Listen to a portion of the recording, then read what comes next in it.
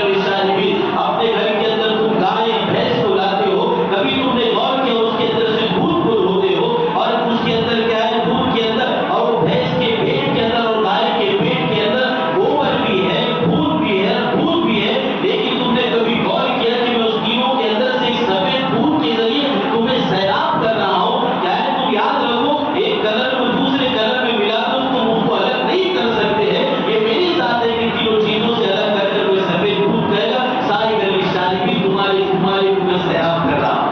یہ میری ذات ہے, میری قدرت ہے. یہ تمام چیزوں کو اللہ رب العزت ایک ایک نعمت پر تم کو شمار کر رہے کہ میں نے اپنے ایک ایک نعمت پر تم غور تو کر کہ اپنی زندگی کا مرحلہ تو کار گزار رہا ہے کہ نافرمانی میں اللہ کے احکامات کو چھوڑ کر نمازوں کی پابندی کو چھوڑ کر. آج دیکھیے ہم کہ رمضان میں ہمارے کیا حال تھے اور کیا یہ دوسرے مہینوں میں ہمارے کیا حال ہے, اور اس کے باوجود بھی میرے بھائی دوست بزرگوں ہم پکار رہے کہ اللہ کی مدد کب آئے گی جب ہمارے پاس نمازوں کی پابندی نہیں. دیکھو کہ اتنا بڑا ہمارا علاقہ, اتنی 3 بلڈنگ ہونے کے باوجود اور اوپر دیوالی اتنے بڑے لوگ رہنے کے باوجود بھی بتاؤ ایک سب سے 2 سب فجر کے اندر اور تیسری سب بھرنے کے لیے تیار نہیں.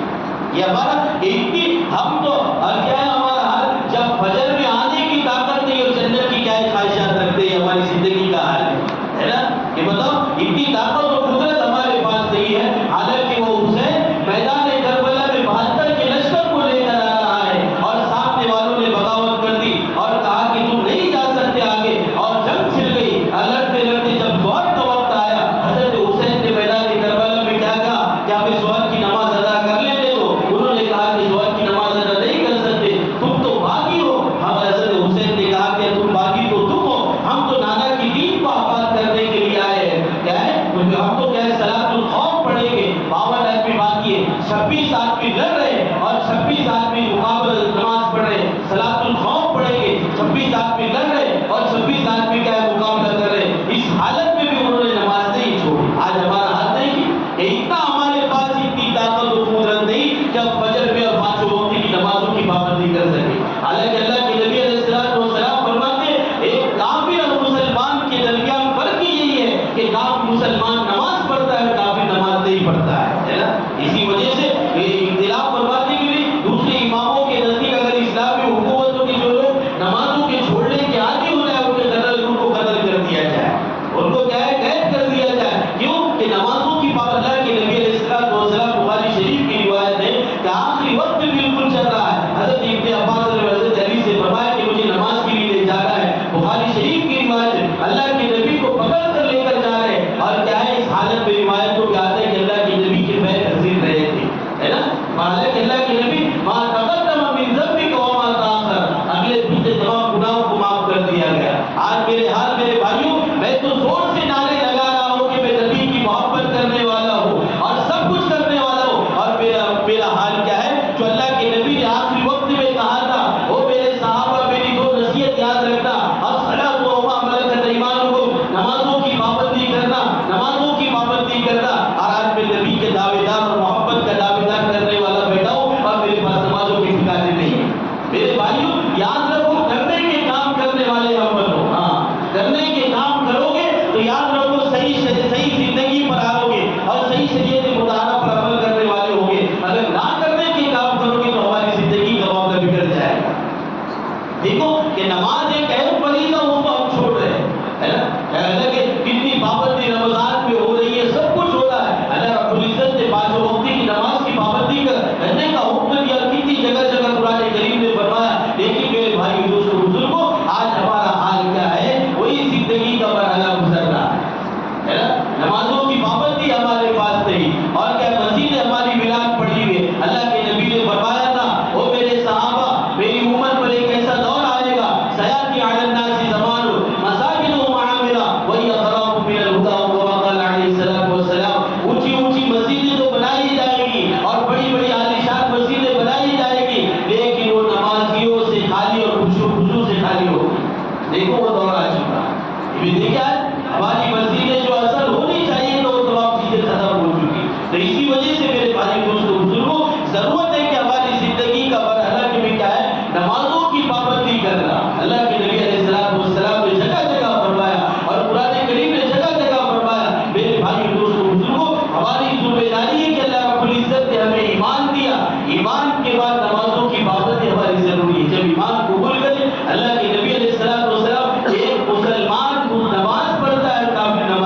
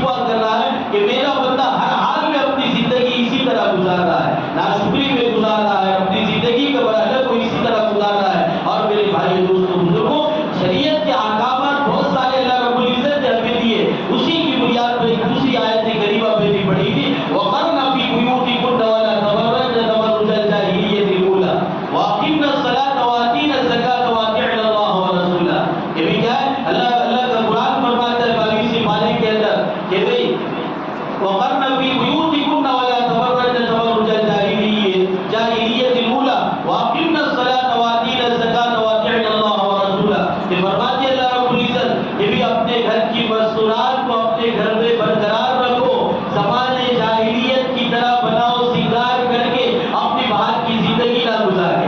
ہاں یہ قرآن کریم نے فرمایا، کیونکہ فرماتے قرآن کریم نے جگہ جگہ فرمایا جہاں دے کہ میرے بھائی دوستوں بزرگوں کتنی لڑکیاں مرتد ہو رہی ہے، اپنی زندگی کے مرحلے کو اس طرح گزار رہی ہے۔ وجہ یہ ہے کہ ہم نے صحیح تعلیم اپنی اولاد کو نہیں دیا اور ان کو جو شریعت مطہرہ کے احکام ہونے چاہیے وہ تمام چیزوں کو ہم نے بلا دیا۔ آج دیکھیں ہمیں اسلام کو ماڈل قسم کا جاننا چاہیے کہ جس طرح لوگ اپنی زندگی گزار رہے ہیں اسی طرح کیا میری بچی بھی اسی طرح زندگی گزار رہی ہے۔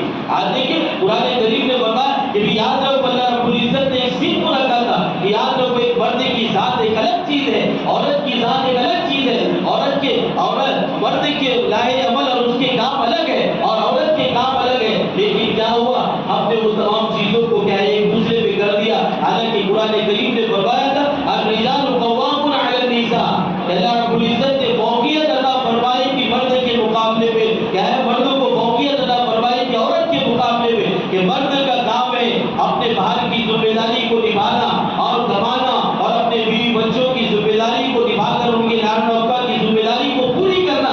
آج ہر بہت برا ہو چکا۔ آج دیکھیے کہ ایک انسان اللہ رب العزت نے طاقت دی ہے لیکن عورت کی کمائی کھا رہا ہے۔ بتاؤ کہ بھی اتنی طاقت و قوت نہیں تھی تو شادی کیوں کرا بھائی؟ یہی فرمایا کہ یاد رکھو ایک ذمہ داری کا کام یہ تھا کہ قرآن کریم نے فرمایا تھا کہ عورت گھر کی ملکہ ہے لیکن تم نے اس کو آفس کے ملکہ بنا دیا، یہ تمام چیزوں کو ہو رہا ہے۔ میرے بھائی دوست بزرگوں یہی وجہ ہے کہ یاد رکھو یہ جو عورت اپنی ابتداء کے ماحول میں جا رہی ہے اور اپنے جو ماں پیٹ سے مسلمان ہے اور ایک ماں کی ایسی ماں کے پیٹ سے نکل کر آ رہی ہے کہ بھی چاہے وہ مسلمان ہے لیکن وہی بچی آگے چل کر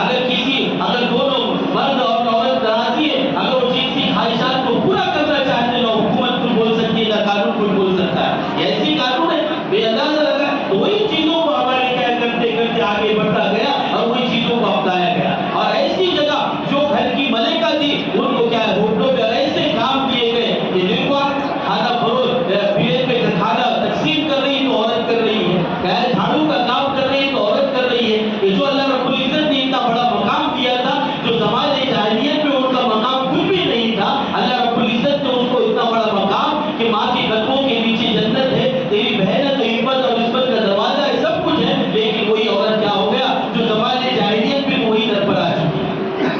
تو میرے بھائی دوستوں، ہمیں ضرورت ہے کہ بھی کیا ہے ہم پردے کا احترام، پردے کا اہتمام، قرآن کریم نے اللہ رب العزت نے فرمایا، میرے نبی سے مخاطب ہو کر یا ایھا النبی قل لازواجک وبناتک ونساء المؤمنین یدنین علیہن من جلابیبہن، اے نبی اپنی عورتوں کو پردے کا حکم دو، وبناتک اپنی بیٹیوں کو پردے کا حکم دو، ونساء المؤمنین اور کیا ہے مسلمان عورتوں کو پردے کا حکم دو، ذالک ادنیٰ ان عرفنا فلا یؤذین، فرمایا کہ یاد رکھو کہ بھی کیا ہے وہ اپنی چادروں کو اوڑھنے والے بنے۔ آج تو دیکھو میرے بھائی دوستو بزرگوں، آج نقاب بھی ایسے نکل گئے کہ وہ بھی ایسا نقاب کے جو شرعی اعتبار سے آج نقاب بھی ایسے نکلے کہ پورا آزاد جسمانی دباؤ نظر آ رہا ہے آج انسان زندگی، اور اسی وجہ سے قرآن کریم ہے کہ بھی اپنے جو پیزاب پہنتی ہو اس کی بھی کیا ہے آواز نہ آئے باہر جب نکل کر، تاکہ کیا ہے وہ آواز آنے کی بنیاد پر کیا ہے سامنے والے کے دل میں خطورت ہوگی اور معاملہ بگڑا ہوا ہوگا۔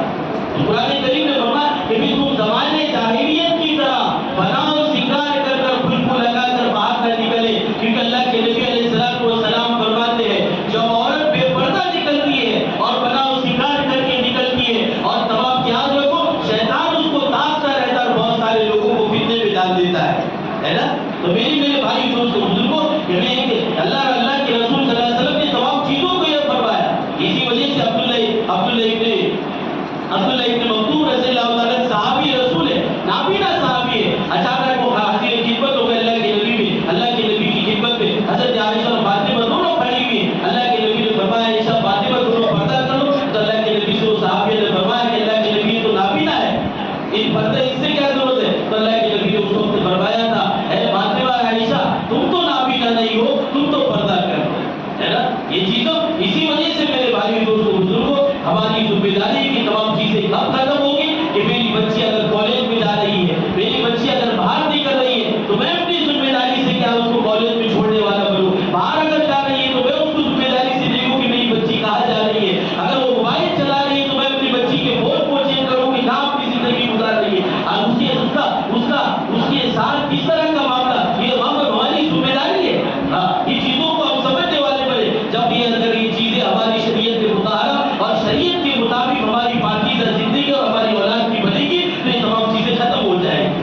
آتے کہ نعرے لگ رہے سب کچھ ہو رہا ہے سر، میں کیا ہے پڑھ رہا ہوں اس طرح ہو رہا ہے، تھوڑے سے معاملہ کر رہا ہوں، لیکن میرے گھر کی زندگی میں صحیح نہیں گزار رہا ہوں۔ اس وجہ سے ضرورت ہے میرے بھائی دوستوں بزرگوں اپنے گھر کے اندر اسلامی تعلیمات کو زندہ کرنا، تعلیم کو زندہ کرنا، یہ اصل چیز ہے کہ میں گھر کے اندر تعلیم کو زندہ کروں، اسلامی ماحول کو زندہ کروں، کہ چاہے وہ کیسے بھی اگر ماحول میں میری بچی جا رہی ہو تو اپنے اسلام کی سودے نہ کرے، ہے نا۔ کہ ذرا سے تھوڑا سا معاملہ اور اسلام کی سودے کر رہے ہیں تو یاد رکھو میرے بھائی دوستوں بزرگوں ضرورت ہے کہ ہم ہماری زندگی کو صحیح بنائیں، اپنے گھر کی مستورات کو پردے کا اہتمام کرنے کا حکم دے، قرآن کریم کے حکموں کو سنائے، اپنے گھر کو اسلامی تعلیمات کو زندہ کرے، تعلیمات کو کیا بتائے اعمال منتخب حدیث کی تعلیم کو زندہ کرے، اور کیا اس کو بتائے کہ بھی عورت کا مقام کیا تھا اور اس کا مقام کیا ہے۔ حضرت فاطمہ نے اپنی زندگی کیسی گزاری، حضرت عائشہ نے، یاد رکھو جب عورت کا مقام اگر اچھا بنتا ہے تو اس کے پیٹ سے کیا ہے، اس کے پیٹ سے پیدا ہونے والا بچہ امام بخاری جیسا بنتا ہے، آج محی الدین چشتی رحمۃ اللہ علیہ جیسا بنتا ہے اور بڑے بڑے اللہ والا بنتا ہے، لیکن جب اس کا کردار بگڑتا ہے تو اس سے بڑھ کر کوئی نہیں ہو سکتا۔ تو ہمیں ضرورت ہے کہ ہم اگر اولاد کی صحیح تربیت کریں گے تو آگے چل کر معاشرے کو صحیح کرنے والی بنے گی، آگے چل کر معاشرے کو صحیح سدھارنے والی بنے گی، چاہے کچھ بھی ہو، لیکن اسلام نے جو ہمیں تعلیمات دی اس کو ہم اپنائیں گے، اللہ رب العزت تمام فتنوں کو دبائے گا اور اللہ رب العزت تمام فتنوں کو ختم کرے گا۔ اصل یہی چیز ہے، قرآن کریم